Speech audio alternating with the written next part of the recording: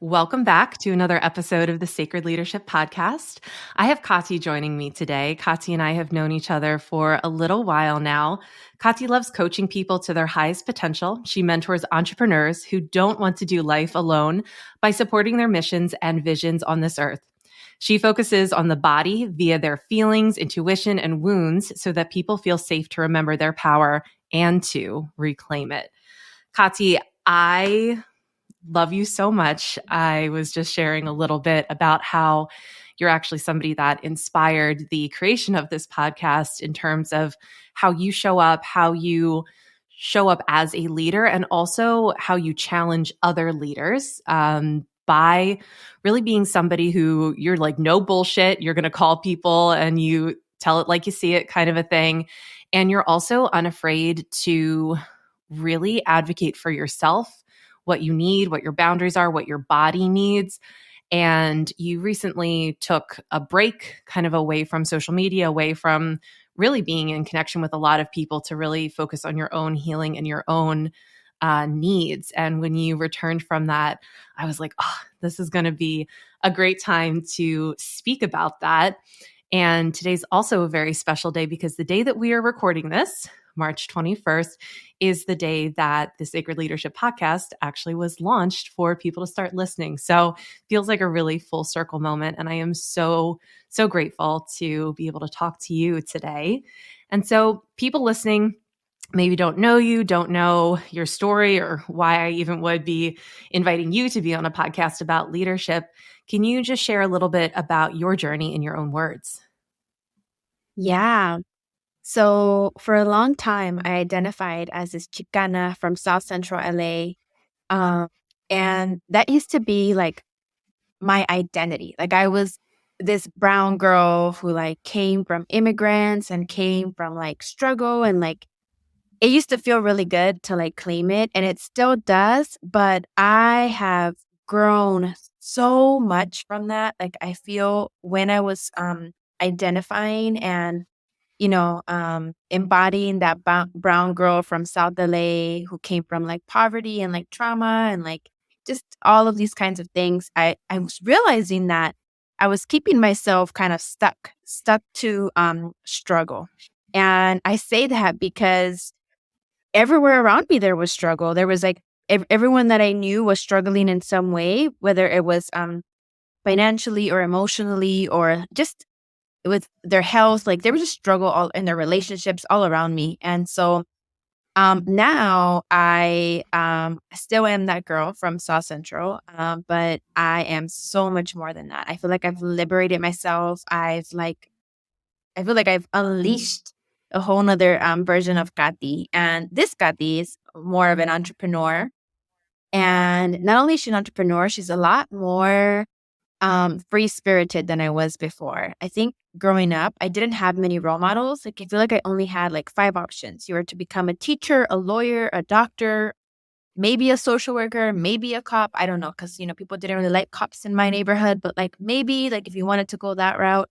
Um, and I feel like now when I think about who I am and who I've become, she's definitely someone who doesn't really care about like the titles and the careers and the salaries and any of that way. I just really care about living a really good life, like just a really abundant life. And for whatever reason, for me, abundance can be translated with money in 3D, but it's more than that. Like it's just the ability to be able to have freedoms and choices and like just being able to do life the way that I want it, not the way that I feel like I have to, or the only way that's available because of limitation. And so, yeah, I, from being this brown girl from South Central LA, now I'm this entrepreneur. And part of being an entrepreneur, something that hasn't changed since being that brown girl from South LA, I still love helping people. I love being in service. I don't know if it's cultural. I don't know if it's programming. I feel like it's a part of my mission and my soul. Like I feel like my soul came here to be of service and to be able to have like an impact. Like I can't see myself not being able to you know, I can't see myself not being able to have some kind of like um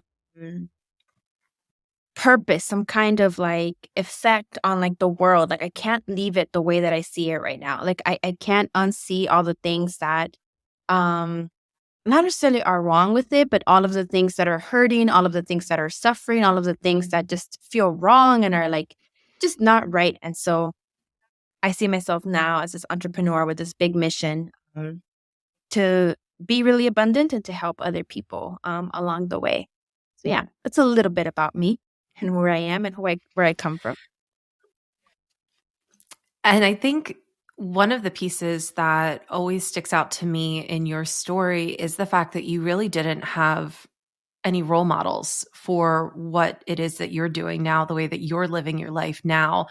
So going back to feeling like maybe I want to actually do something a little bit different than what was shown to me. Can you talk a little bit about that part in your journey? Because I know years ago when I met you, you were still transitioning out of, having this corporate job that you were like, okay, like I'm good at this. This is making good money. But it is very hard when we are raised with a lot of fear. And this is, different types of fear for safety, fear for money, fear for shelter, fear for food.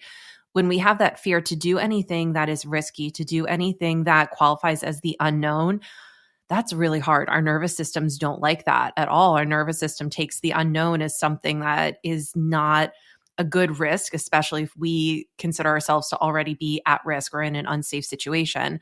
And so pairing that environment and that kind of situation with not really having the role models, where did you find it inside yourself to start making a transition to wanting to do something different, wanting more?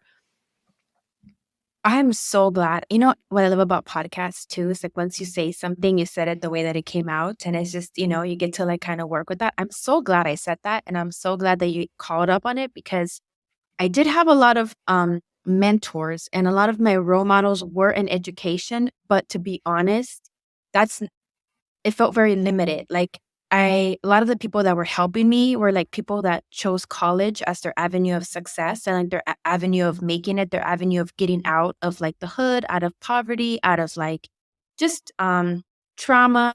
And I had a lot of those role models, but who I am now has outgrown that version of like success and has outgrown that version of making it, that version of like who I thought I was supposed to be. And I love, love, love that you asked me that because I was a high school teacher. And even when I was teaching, there was like a part of me that was really fragmented. And I don't know if you can visualize this, but like I was teaching kids how to go to college because that's what I was taught. And I felt like I was forcing them. And I was forcing them to like do really good in school and follow rules and like do really good in terms of like their tests. I felt like and a part of me just felt icky about that because I was like, college wasn't all that great. And getting out of college and being a teacher, I was so underpaid and I was so stressed. And I felt like I was really unhappy, but I was like, why am I unhappy? This is what I'm supposed to be doing. And so when I think about what happened to me is I really feel like I was forced into entrepreneurship.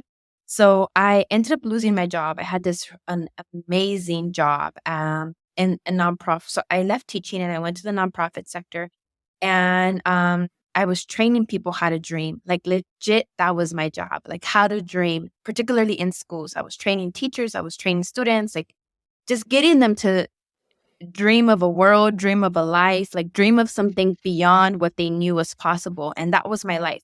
And I lost my job during the pandemic and it was really hard to get another job. And it's crazy. I have degrees, I had experience, I made really good money, I had moved myself to a really good title.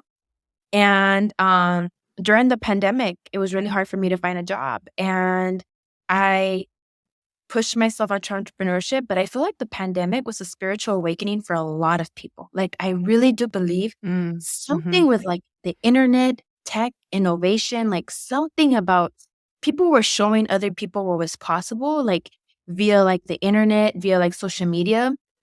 And something happened to me there. I went to a retreat. It was a silent meditation retreat. And in that silent meditation retreat, I remember the retreat was called Rebirth. So a lot of like the most of it was silent, but every once in a while we would get like a teaching. And in the retreat, it was called Rebirth. I had this idea that I was ready to reinvent myself. And I ended up starting a cleaning business, a COVID disinfecting cleaning business. And from there, I was just right time, right opportunity. I took off, and I landed in entrepreneurship. Now, making money is amazing, and I love it. But even then, I began to feel fragmented again because as much as I loved making money, I felt that part of my mission wasn't just to make money. It was also to help other people. And Mm. also, when you make money, this is gonna, I really do feel weird saying this out loud because I'm like, oh, this is one of those things where you're supposed to think about before you say it out loud. But it's really lonely to make money by yourself. As much as I love circulating money, and I feel like part of my abundance was having payroll, was having employees, part of my abundance was paying people well. Like when you make money and your circle isn't making money, there's like this gap, and it doesn't feel good. But and I realized in that moment that um there something clicked for me, like part of me understanding my purpose was very much connected to money. Like it there was something there that I was like, I feel like part of the healing that I'm in doing right now is even the kinds of life that I live, the kinds of treatments I'm doing, like the kind of healing that I'm doing, all of it, I can do it because I can afford it because there's money. And so something happened to me when I felt like was pushed into entrepreneurship, started the cleaning business, wanted to be of service. Something with money just kind of changed like the game for me. But I honestly never, when you had you had asked me what was like my wildest dream, it would have been to have been a lawyer, to have had like a house, very middle class. I've had a very middle class dream, which is beautiful, and I do think it works for a lot of people. But never did I imagine being an entrepreneur or being someone that like loves talking about money, or that is done the healing that she's done, or that loves being in service. Like that was not a part of the plan. Like somehow in 2020, but like my life just took this radical turn. Um, so yeah, that's how it happened.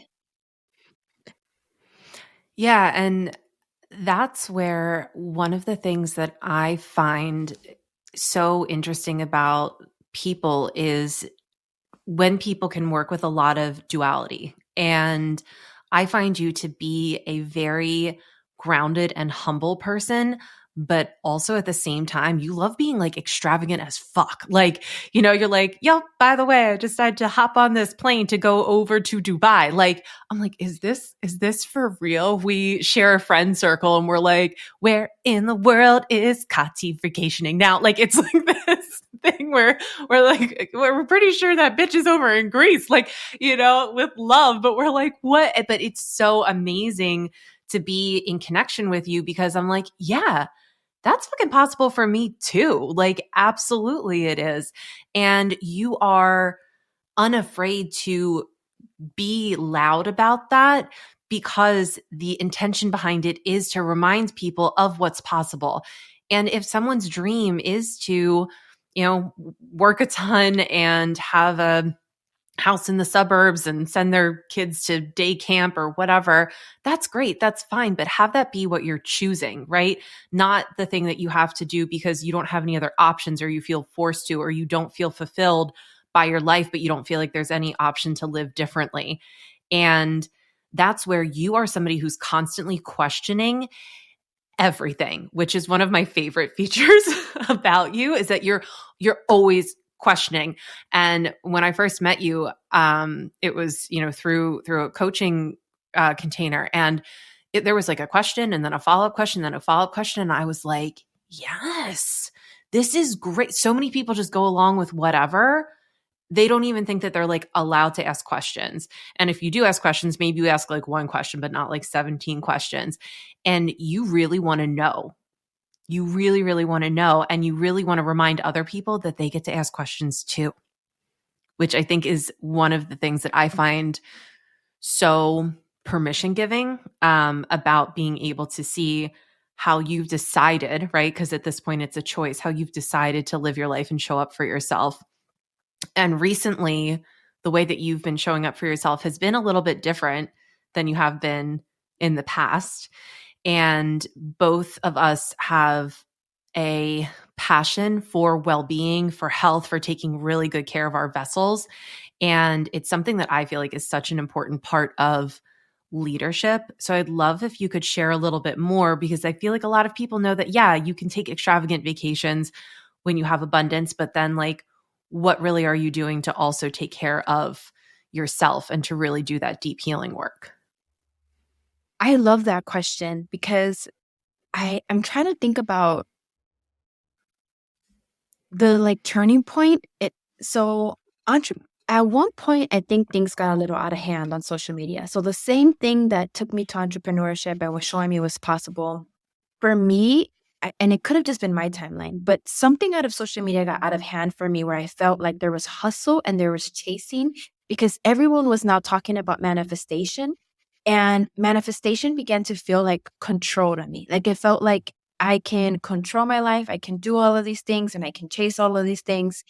And it started to get really scary because I couldn't catch myself anymore between the next goal and like when it would be enough. And I remember I had this like Mm. turning point and I was like, oh shit, if I don't like stop this or pause like right now, I feel like I'm going to lose myself. I'm going to lose myself in the rat race. I'm going to lose myself in this game. I'm going to lose myself. And I kid you not, I booked a one-way ticket and I wasn't planning on staying, by the way. It was like a vacation, but you know, I mean, I can work from anywhere and do my job from anywhere. And so I decided to book this like one-way ticket. And once I moved, I moved to Greece and I started to see how different life was, how slow and easy and calm life was. I was like, oh, I was really on to something. There is something going on in America with hustle culture, with chasing, with like productivity that was like really, really scaring me. And the town that I live in is hilarious. They have siesta, which is nap time, and it is very serious. Like it is so much so. This makes me laugh all the time. I don't know if it'll make anyone else laugh, but my landlord said, "Don't you ever call me during siesta time." She said, "Unless there is blood spilling out of you, and if the blood can fill up this whole cup, then you can call me." This is gonna be crazy. Like, what? Who says that to another human being? Kid you not. Siesta's a very serious thing here. And I come here and I start to be able to listen to my body in weird ways, Amber. Like, I kid you not. I can feel like weird pains in different places that I don't think I've ever paid attention to before. I could feel my posture. I could feel like I'm like, there must be something up with this tooth because I can tell it like chews differently. Started to listen to my body in ways that I was like, what? And I don't think I could have ever in America because not only like acute stress, but just like the noise. Like there's always noise somewhere. Like it's some kind of music, some kind of car, some kind of ambulance, at least where I was.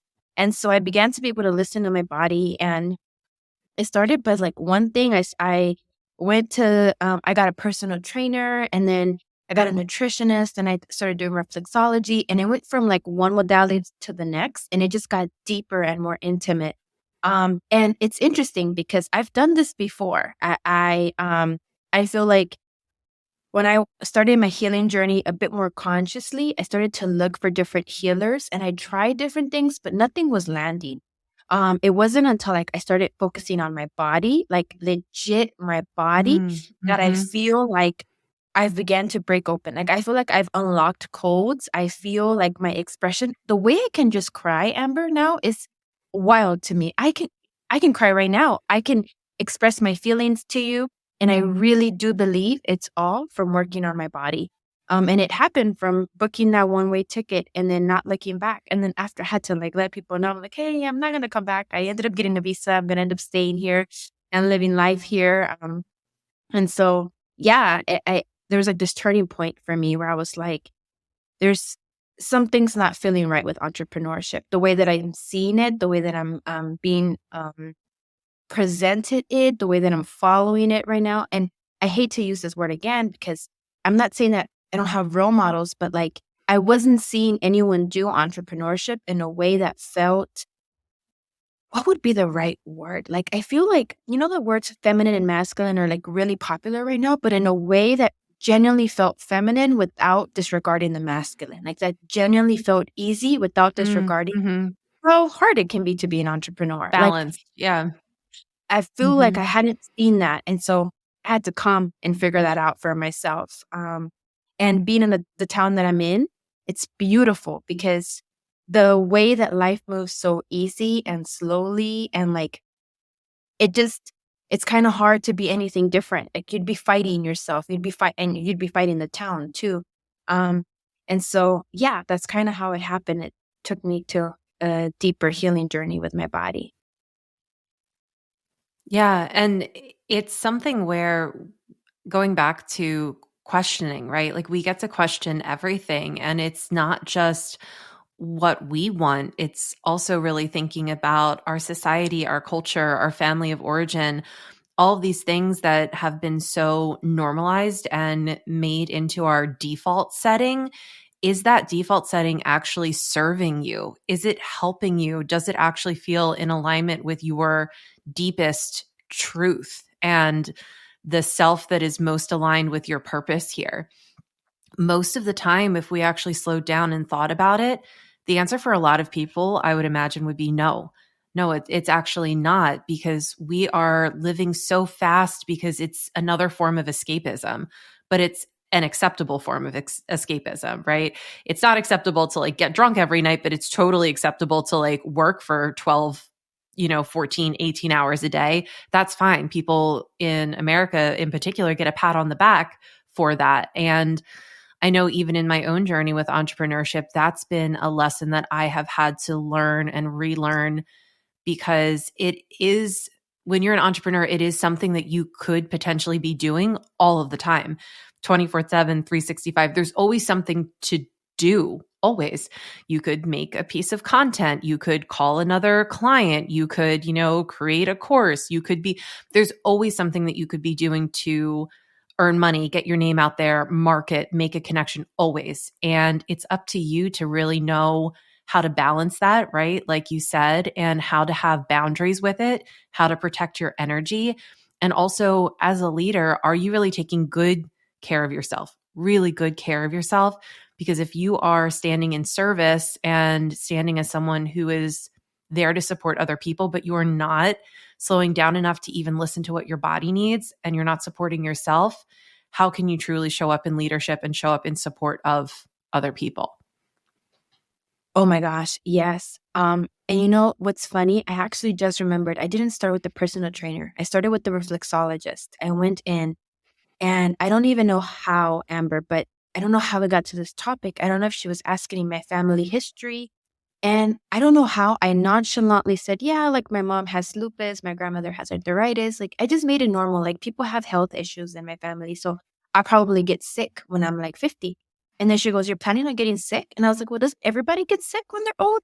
She goes, no. I was like, wait, old people don't just get sick? And then she goes, "Oh, no, no, no." And I was like, oh, I guess because I saw all the older people in my family, they got sick. And I have a lot of aunts who have diabetes or have high cholesterol. So I just thought that when you got sick, when you got older, you got sick. And from there, she like, absolutely, I love people and their gifts. People and their gifts truly have, oh my gosh, such an impact on the world. All it took was for her to say that, and from there, like, my life changed. I went to go hire a personal trainer, I hired a nutritionist, I went to functional medicine, I went to homeopathy. I, like, went deep because I realized that I hadn't what I thought to be normal, was just normalized. It wasn't actually normal. Like, what people were doing in terms of, like, overworking or chasing or, drinking or, their health, like, all of those things that I was being that was, like, were being mirrored to me or being shown to me weren't the only way, and I needed to get away from that to come and be shown different ways of living to be shown, all these different modalities.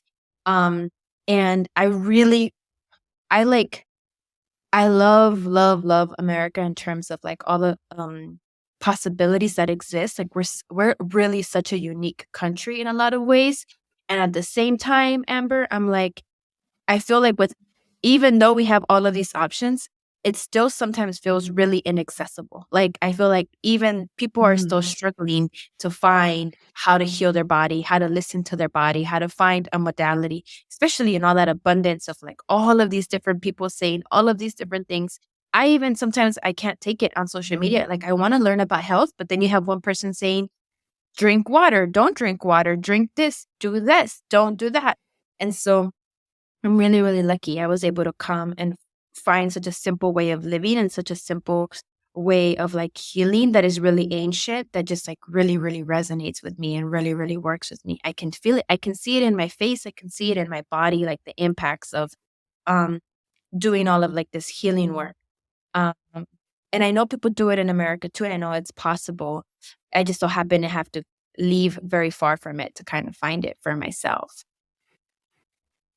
Yeah. And I think there's kind of two directions that I want to go in, and I'll pick this one first and then we can kind of circle back to the other one. But the piece that you shared about your family narrative, or just even the narrative that we have in this country, right? Because that is something where it's very normalized for older people to have health issues, like pretty significant and severe health issues. And, we could get into a whole podcast on, conspiracy theories and different things like that and talk about big pharma. We're not going to do that right now. But I do think that just having that power for somebody to say, okay, well, like, why does it really have to be that way? And it brings it back to a place of, we actually have a choice. We always have a choice. And we're fooled into thinking that we don't have a choice when all I was doing was working as a therapist. I worked in a crisis center for a period of time, and a lot of people come in and they would be like, yeah, I have anxiety. It runs in my family. Or I have depression. It runs in my family. And this was when I was a much younger, clinician. And I was like, what? Like, that just doesn't seem right to me, that like you have this because it runs in your family. And then as I've learned more and read more and, done a lot of my own studying and learned different things, yes, in a way it does, right? Because you're conditioned through your attachment, through your family of origin, through what genes are turned on and off. And like, yes, that is going to impact how you show up in the world. But at the same time, all of that stuff is something that you can have some type of choice with. Your health, you can also do healing to decide if certain genes are turned on, maybe you can turn other ones on and turn other ones off. If your family system taught you to be very fearful of the world, well, is that true for you? Is that something that you actually believe at your core? And if you don't, or maybe if that belief isn't serving you, what work can you do to actually create a different relationship with yourself and your environment? And again, it's people slowing down enough to actually check in with their bodies, actually check in with themselves, actually realize, oh, wow, all of this is a story. Who told me that story? Do I actually believe in that story? And is that story even helping me? And I think that that is something that if you get nothing from this podcast episode, really think about the stories that you're telling yourself, right? Because it's so bizarre that somebody would be like, well, are you planning on getting sick? And you're like, no, but yes. Well, okay. Do you want to? No, absolutely not. Like, I would prefer not to end up with, arthritis and diabetes and all this other stuff. And they're like, okay, cool. Then like, don't. And you're like, oh, okay. Do you know what's so wild though, Amber? Like you will piss people off for telling them they have a choice. Like it literally makes people, especially when it comes to health and stuff like that, particularly think about like COVID and the pandemic and all of that. It really scares a lot of people to know that they have choice. And I think I don't fully know how to unpack that. My mind hasn't gone there yet, but I don't know if it's part of like programming or conditioning or like if I don't know, like if we're not wired, like I don't fully understand where we took away people's freedoms of like choice and stuff like that, but it'll make people really angry to feel like they can choose not to get sick, or they can choose to leave a situation or leave a programming or leave an identity when it's all that they've known. Particularly how even me, when I started, I felt like it used to be like my marker. Like I'm this brown girl from South LA. Like you don't understand. I grew up on food stamps. I grew up on this. I saw this. I experienced this. And for me, like it used to be like, because those all things felt true, they felt like also not limiting, but they felt like I couldn't be anything else, or there couldn't be anything else for me. Like that can be for you, but not for me. And so when Mm, going like this whole conversation about choice and like stories, it seems simple, right? Like sometimes it seems, which ironically, at least for me, the healing modalities that I'm using right now are very simple. My meals are very simple. Um, it turned out to be a lot more simpler than I thought, but it does seem very simple. Like just check the stories that you're telling yourself. But I feel like even that for some people might be like, no, that can't be it. Like it can't be that easy. Like I'm telling myself a story right now. But you are, we always are. We're always telling stories about ourselves, about other people, about the world. It's just, I don't know. I don't know if we're natural storytellers, but I do think it's just that simple to like just check what you're telling yourself. and I think we are natural storytellers in the sense that we come here as a blank slate, right? And then we're counting on all the people who are already here to tell us how it works here. Unfortunately, they learned how it works here from the people that came before them, and the people that came before them, and the people that came before them, right? So all we're doing is handing down these stories about how it's supposed to work here. But who came up with those stories in the first place? And then every story is then going to be, it's like that game that you used to play when you were younger, like telephone or whisper down the lane, where like when it gets to the last person, it's like completely not what it was when you said the phrase to the first person. And I feel like when we look in history, really the way that we used to exist on this planet and in symbiosis with this planet and with, you know, the energies of this planet and with the energies of each other, it was very different from how far away we've gotten here and now. And as leaders, we have a very rare opportunity to invite people to start to question things. And I think even in leadership, we are told, oh, yeah, it has to be done this way. It has to look like this. And that's just another story. How you choose to lead, how you choose to be a business owner, an entrepreneur, a healer, a coach, a therapist, whatever, a teacher, a stay at home parent, whoever's listening to this, however you choose to interact with whatever archetype you identify as, it's your decision how you're going to show up for it. Yes, there's certain things like, you know, if you're a parent, please do not like abandon your 2-year-old at the grocery store. Like that's not okay. It's not like, oh, well, I'm just doing parenthood my own way. No, we're not like advocating that. There's like certain things that are like are okay and are not okay. But where there is choice, actually allow yourself to choose, right? Just because somebody else is doing coaching one way or doing entrepreneurship one way does not then mean that we, in order to be successful, have to do it the way that they're doing it. And I feel like that is something that people get caught up in a lot. And I work with a lot of people who are very, very gifted individuals, and they're tired. They're tired and they're burnt out, and they're like, I don't want to show up on social media. I don't want to put out content. I don't want to create a course. I don't want to market. I just want to help people. I just want to use my gift and help people. And I'm like, oh my gosh, like that is so tough, because here are these people who have these amazing gifts that everyone needs, right? Because we all Yeah. need the help, and they're burnt out. And that needs to change. It absolutely needs to change. And if you're listening to this, like you can either be part of the burnout or you can be part of the permission. And I think permission to really invite other people to do things in a way that feels good and feels aligned and feels true for them and how they want to show up in the world. That's the thing that's really going to be able to help our healers, our guides, our coaches, our therapists, help them actually be able to take good care of themselves so that they can take good care of other people.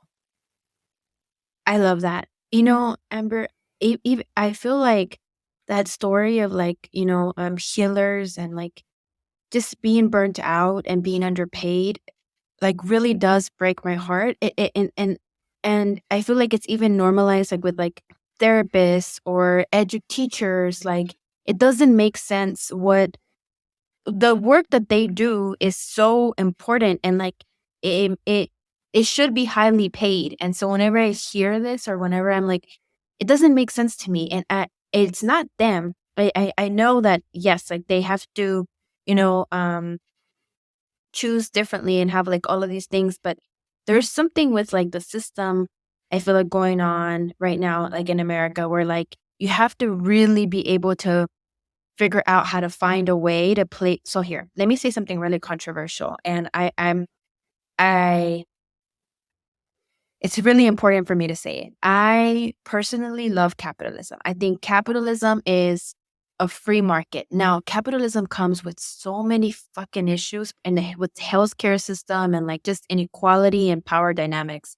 But when you think about all the people who are out there being evidence for you, who are, like, making all of this money, we're able to benefit from capitalism. We're able to do it because capitalism exists. Now, going back to, like, healers and just people out there being in service, being underpaid, it really, really makes me angry that, like, that is still a narrative that a lot of them are operating under. Not a narrative, a paradigm, a frequency that a lot of them are operating under, because I feel like part of entrepreneurship and business and capitalism isn't being taught to them in a way that is sustainable, isn't being taught to them in a way that um, is accessible, isn't being taught in a way that allows for, people to get paid just for kind of being themselves. And I feel like I feel like this is why it's super important for entrepreneurs to, like, do things differently, and entrepreneurs to show other people the way, and entrepreneurs to talk about money. Because I don't think we shouldn't be having this conversation 50 years from now in this podcast about saying the same thing. And I feel like for the last 20 years, or I don't even know how many, I don't know how to guess, but, like, for the last forever, people have always been saying that, like, healers and or entrepreneurs are all struggling artists or just struggling people. Very rarely do we think, like, do we talk about entrepreneurs being in their gifts, being abundant, like, maybe in 2020, when, like, everyone was trying to talk about numbers on social media and, like, talk about this and that, maybe there was, like, a small switch. There was millionaires that are TikTokers that were 7 years old and millionaires already, like, maybe there was, like, a slight little switch. But even then, I don't know that that was being uh, shown in a way that felt accessible, that felt sustainable, in a way that felt, what's that word? Not equitable.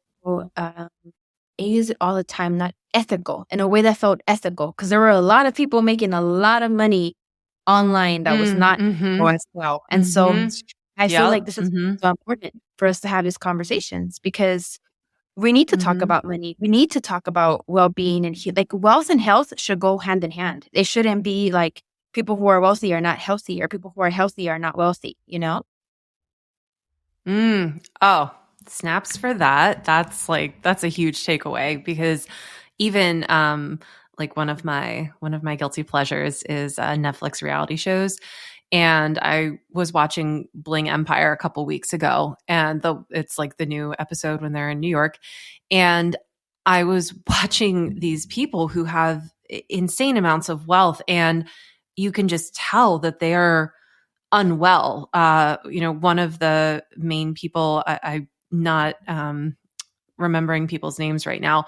One of the main people not doesn't sleep at night, has horrible insomnia, is like living off of like fast food and gummy bears. And I'm just racking my brain watching this, thinking, if I had access to that level of wealth, my house would basically be like I don't know, like a spa for like a wellness spot. Like, I'd have a cold plunge, I'd have an infrared sauna, I would be like going outside every day and getting my vitamin D, and then, like, meditating on my infrared mat. Like, I'm like thinking what I would be putting my funds towards. And then I'm looking at the people that I know who do, whether it's like go in their local lake and like cold plunge every morning or whatever, they're the people that are like, yeah, we're really struggling to make ends meet. And I'm like, this is everything that's wrong with the world.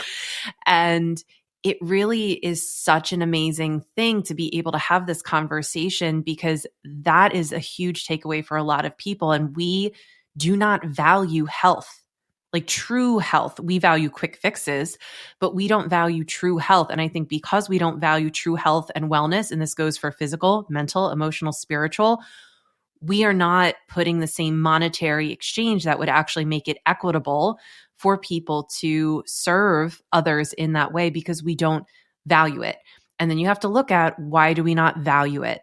Well, we don't value it because we're taught not to value it. We're taught to value all of these other things that actually make us sick and make us unwell. And, if I'm going to, in the spirit of getting controversial, since you started it, Kati, we're a lot easier to control as a mass of people if we're unwell. If we don't feel good in our bodies, if we're not strong, if we're not healthy, it's a lot harder for us to think independently and to live life on our own terms, because we don't have good energy. We are not sleeping well at night. We don't feel good. The food that we're eating is making us very sick. And again, when you are saying, yes, I'm a leader, I want you to really think about how you're leading by example. I talk to people all the time on this podcast and my clients. Live your life with intention. If you're going to go eat McDonald's, have it be because you're choosing to go eat McDonald's, not because you're not thinking about it and it's like this default setting where you're very like zombie-like going and just grabbing something to put in your mouth. If you're intentionally choosing that, great, awesome, love that for you. But have it be a choice. And if you're creating intention around it and you would not choose that, if you had some intention, why are you going to go do it?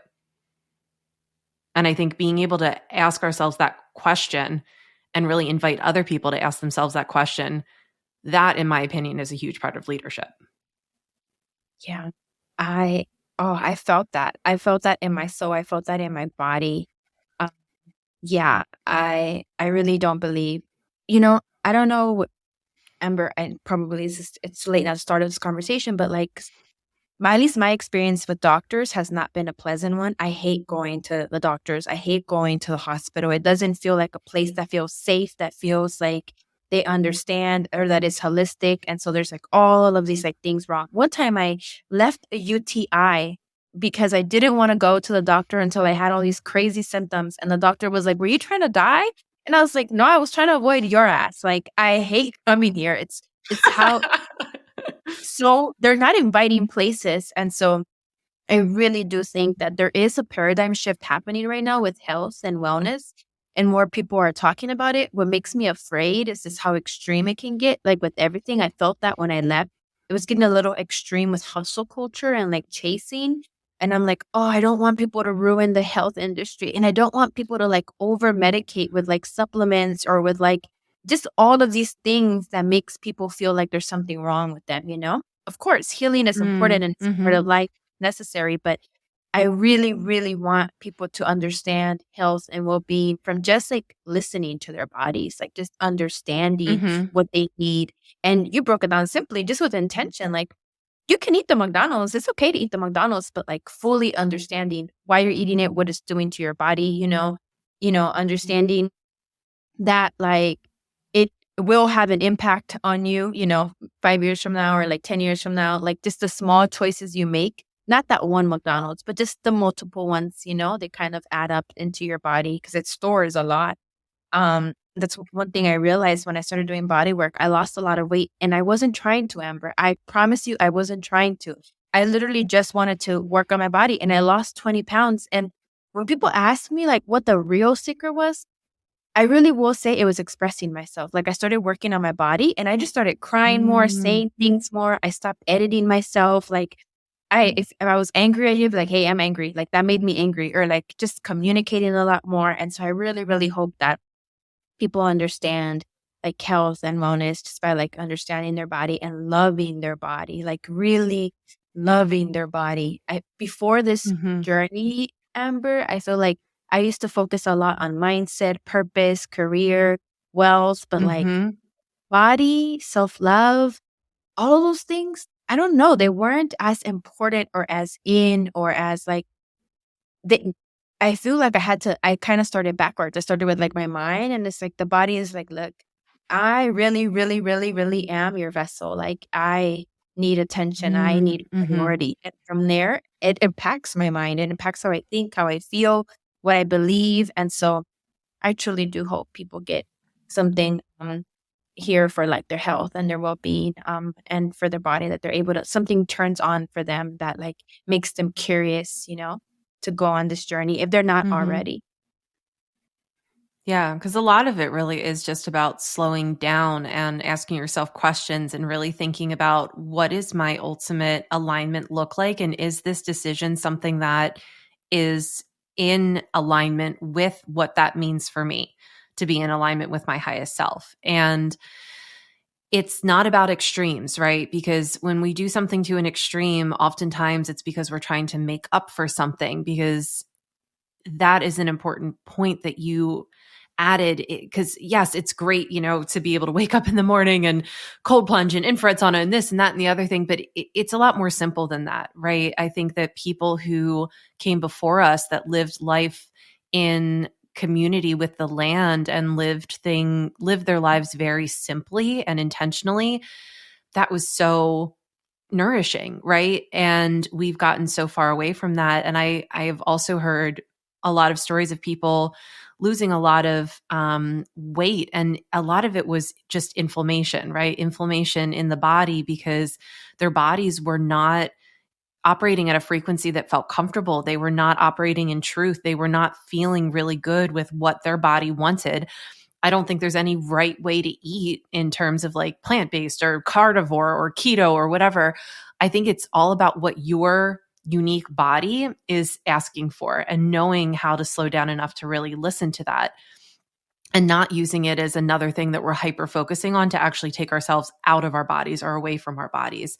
And I think the same thing can be said for entrepreneurship. And I shared with you in our pre interview a big part of why I decided to put this podcast forward in the world is because some of the most powerful healers, guides, coaches that I know don't have a ton of followers on Instagram. They don't, because they're off doing the work. They're off doing their own healing. They're off living their lives with intention. And oftentimes that intention isn't to shout it out to the rest of the world and create content and be really, really loud about it. But I really want people to know that those people are out there. You just might have to take a little bit more time to look for them, to seek them out, and not just jump on what's new and flashy and the person that's been posting, 7 days a week, and they got the sale because they were in front of your eyeballs, multiple times a week, and so you felt the pressure to have that like impulse buy. If you're going to be partnering with someone to be a guide, to be a leader, to be a coach, to be a healer for you in your life, really have it be a choice from what feels in alignment for you and feel gravitated towards that person. And I think Kati and I have both had experiences where we've made choices out of misalignment or fear or just feeling like we didn't want to miss out on an opportunity. And they were learning experiences, but again, it's not necessarily that person that has the really good sales pitch that's actually going to be transformative. You found a reflexologist in Greece who shifted a whole narrative for you. How simple and beautiful is that? So people, I just love what you said so much. It really felt so good. Um, I really do appreciate you saying that, Amber. I really, really, really do. And it's, you know, something that I've come to learn when you were talking about like misalignment. When I think about some of the misalignment choices I've made in my life, some of them came from like wounding. Like I used to think there was something wrong with me, and that wound is so deep. I don't know where. I can't pinpoint like one childhood memory where like, that got ingrained in me, but because I thought something was wrong with me, I was like, if I go somewhere there, then they can fix me, or they can, know the solution that I don't know, or they can tell me something, or Mm, maybe they're doing something that I outside of yourself. Yep. Hmm. yeah.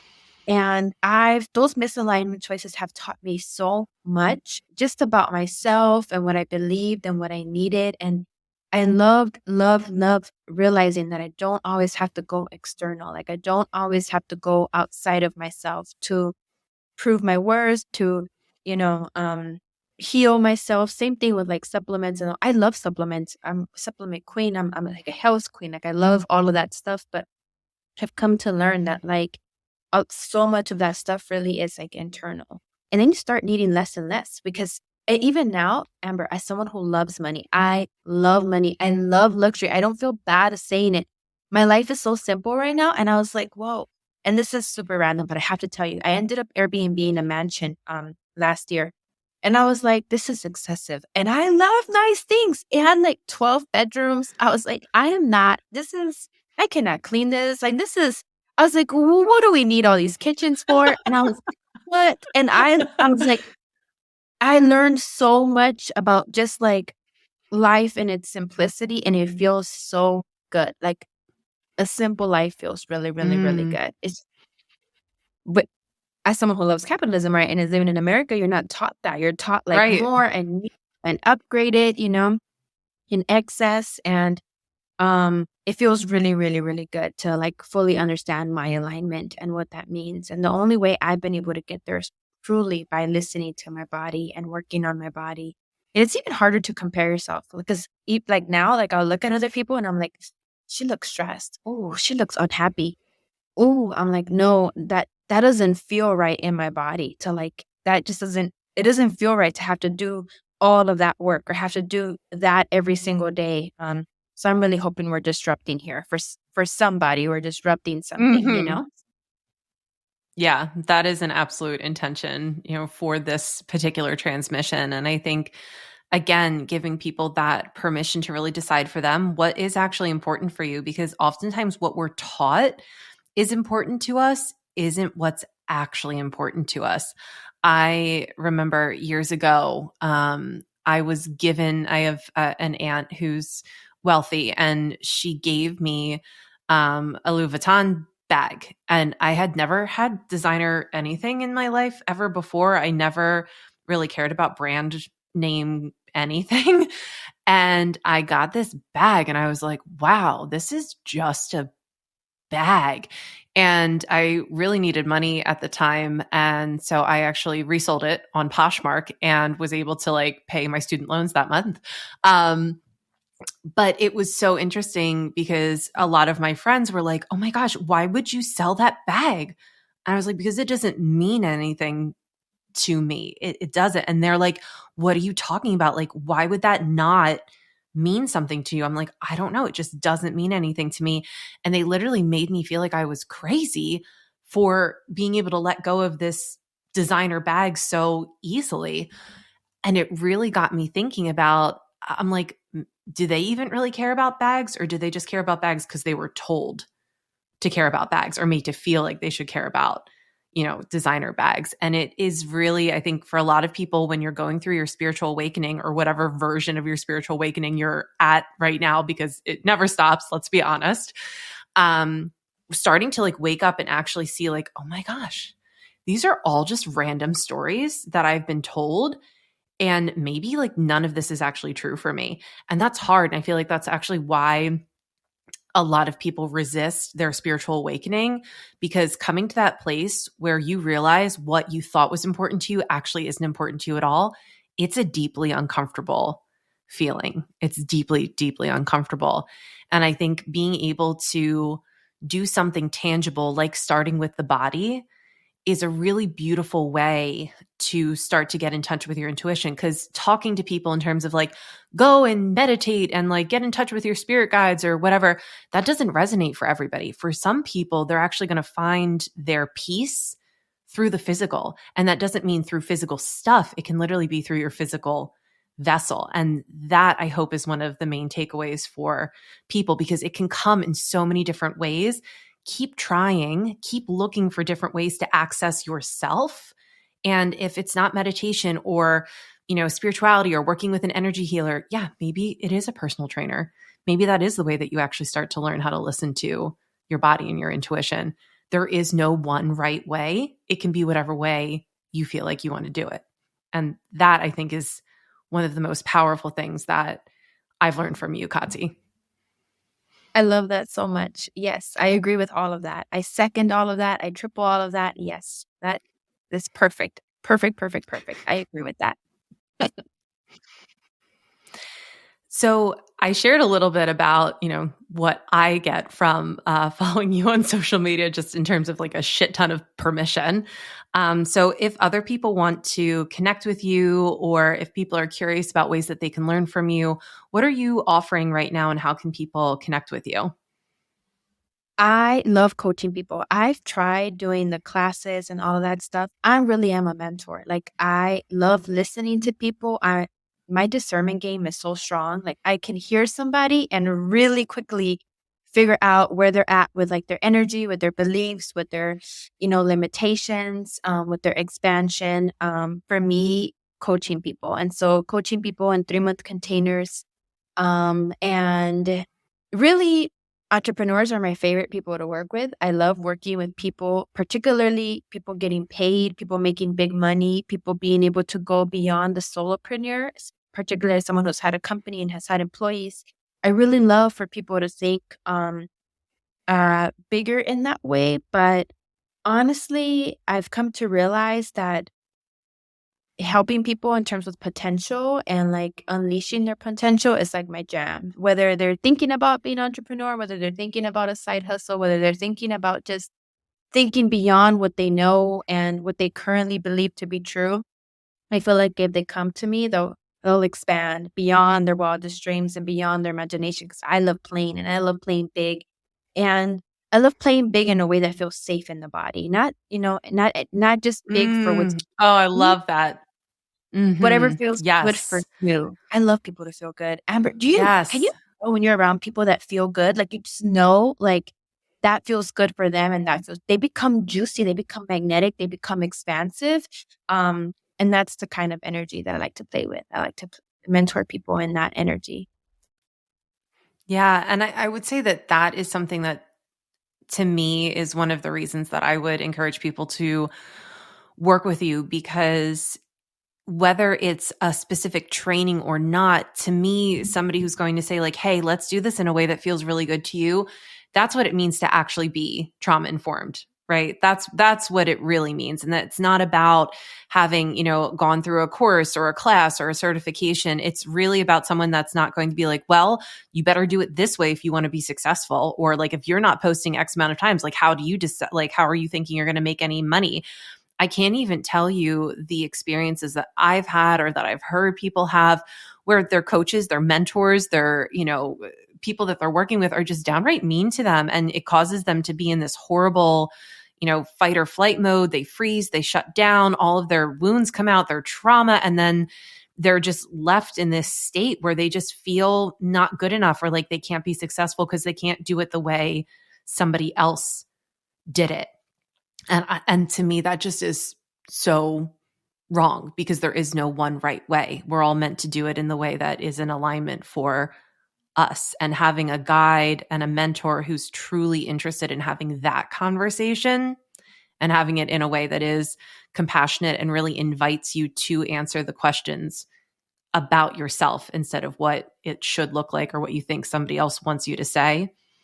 To me, that's the way that you really are going to get powerful and sustainable changes in how you're existing in relationship with yourself and your entrepreneurship. I agree. I completely agree, Amber. Thank you. Thank you for saying that and for affirming that. It really means a lot coming from you. And so you hang out mostly on Instagram, is that right? Yes. Instagram is my favorite place to hang out in, the DMs, the stories. Yeah. Come find me on Instagram at coaching with Kati, Kati. And that will definitely be linked in the show notes for all of you to find Kati. Kati, thank you so much for your time today, for your energy, for your purpose, your mission, for being able to jump into this flow state with me and have this juicy and powerful conversation. I really appreciate you so very much. I appreciate you too. I wish I can hug you. I love you so much, Amber. Thank you so much. There you have it, another episode of the Sacred Leadership Podcast on the books. I hope your time spent here served you and nourished you. Join us every Tuesday for more honest conversations and powerful insights. Remember, exceptional leaders share the wealth. Send this episode to someone who would benefit, leave a review to let others know about the show, and subscribe so you don't miss an episode. Talk to you soon.